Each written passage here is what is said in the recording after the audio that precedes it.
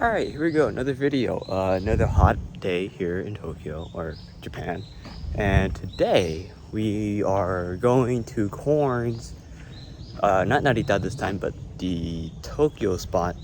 Because they have a car that I am kind of interested in. Kind of threw a word in to Korn's that I'm looking for a NB1. And they have an NB1. And this one's a little special too. I don't know if we're gonna necessarily get this one. It's pretty good condition, and for what I want to do, it might be a little bit too nice. But we're gonna take a look at it. We're gonna go see what it's looked like. He offered to let me look at it, so we're gonna go do that.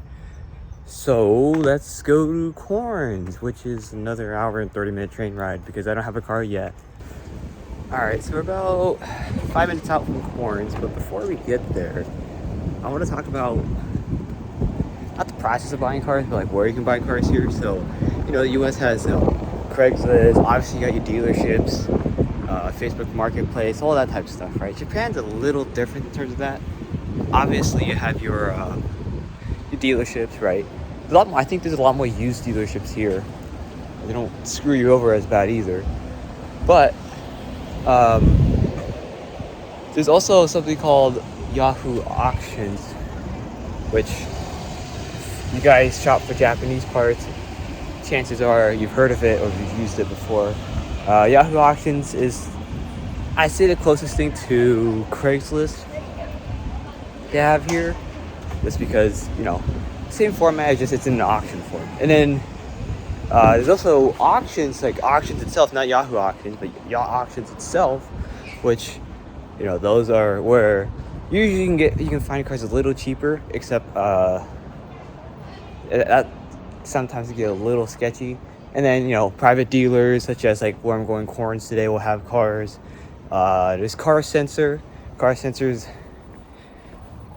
I don't know what would be in the US. I think it'd be like a car sensors, like what was that one website? It's like those websites where they sell cars.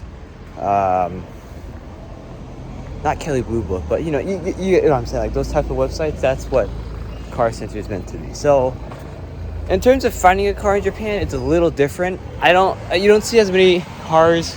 There's a lot of abandoned cars in Japan, obviously, but you don't see people necessarily like leaving notes on cars or anything.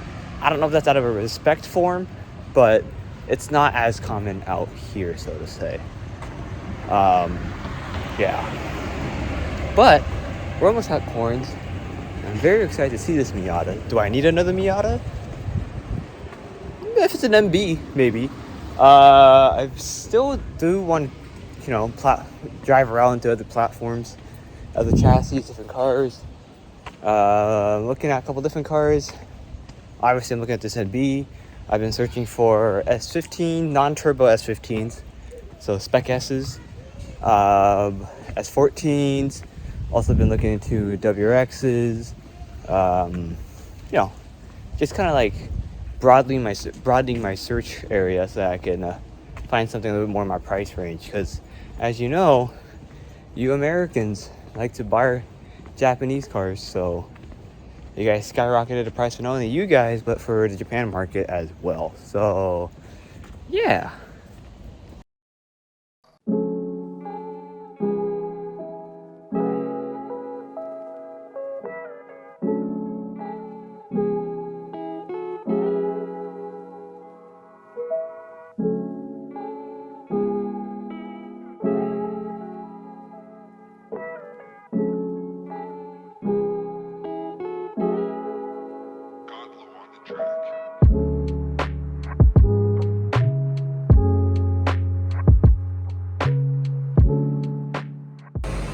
So this is the car in question. It's a 99, I think, NB1 RS package in Japan, which means it's a 1.8 liter and it comes with a 6-speed transmission.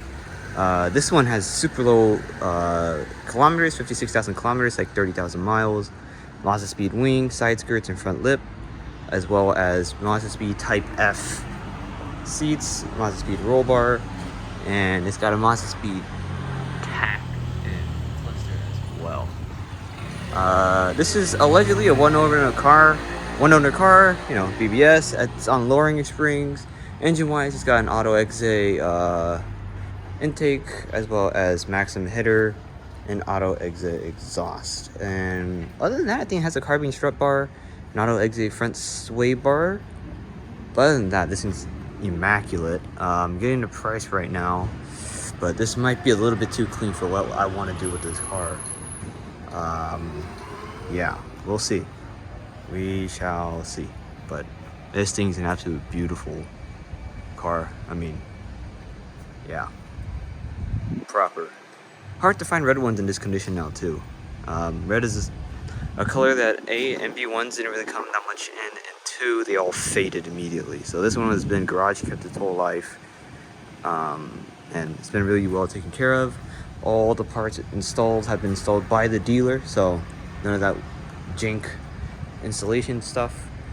As I said, wheels are BBS's, wrapped in Bridgestone RE71Rs, so grippy tires as well. So yeah, great condition car, and we shall see.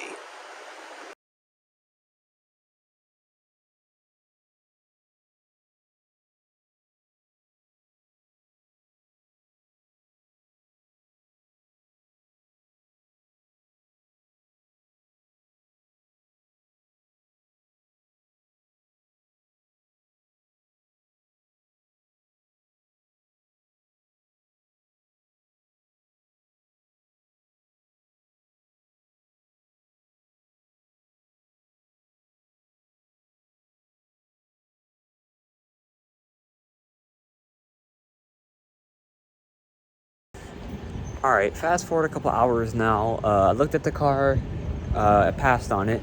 The price was actually really good for the car. It's just, for what I want to do, the car was a little bit too nice. It's 56,000 kilometers. The paint's immaculate, no rust. And for like my purpose of driving the car, as well as, you know, tracking, I want to track it, drive it, modify it. So for that purpose, it didn't make sense for me to buy that car. It made sense for someone else to own it, you know, take care of it, garage it, do all that stuff. So if you guys are interested in a red MB1 with its immaculate condition, head up Corns. Corns also has a service where they can store the car. So for you US folks where we have to follow the 25-year rule, they will store it for you there, and they told me the rate, it's a pretty good rate. So actually it's a really good rate. So if you really want to store it, buy it and store it there, they can do that for you. So yeah, that's the first part of figuring out what car I'm buying. Also looking at another Miata today kind of made me feel like maybe I don't need 2 Miatas. Maybe I really need to save up and get an S chassis or something. So we'll see. So this is part 1 of buying a car in Japan. So I guess next video I'll show you guys what it looks like for me to go through Yahoo auctions and all the online stuff of buying cars and all that fun stuff. So end this video here. Hopefully I get a car soon. Do I know what it's gonna be? No clue, but stay tuned and we'll figure out together, I guess.